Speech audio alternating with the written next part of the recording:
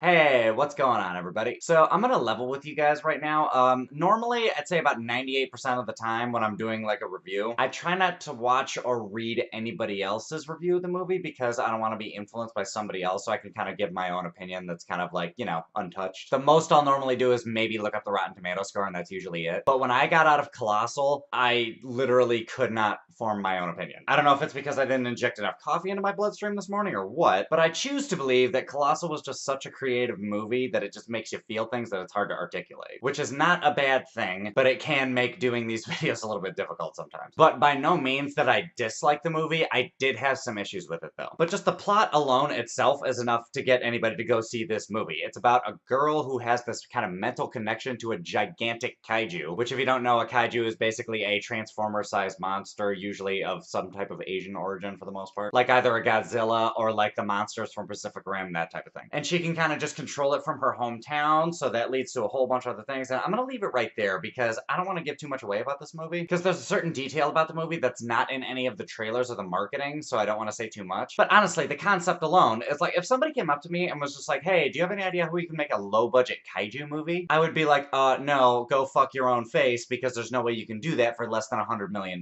But what the fuck do I know, because this movie successfully made a lower-budget kaiju film, and I never would have ever came up with that concept on my own. So even if the movie was bad, I would have given it like a minimum 4.0 out of 10. But it wasn't bad. It was a little better than decent, actually. For the most part, the acting's pretty good. I mean, Anne Hathaway's a champion. We all know this. But on top of that, I've never really been like a super big Jason Sudeikis fan. Like, I don't hate the guy, but I was never like, oh, that guy's an impressive actor. In general, he's like a decent actor, but I think in this movie, he actually kind of excelled to something that I've never seen him do before. Like, he played a part that wasn't like super cookie cutter, and I really liked that part. Which leads me to kind of a negative, because I didn't like his character arc, really. Because for the first 30 minutes, like, his character was a certain way, and then he just kind of like did a sharp right turn, and it was like, okay, I understand it because they explained it and everything, but there was just no build up to his character arc, and it was just kind of random in my opinion. So like I said, it would have been better served if like one of his friends had taken that path maybe instead of him. And also the movie kind of takes its time to like set up the whole story. Like the first 20 to 30 minutes are kind of boring. Like the movie takes a while for them to get to the part where,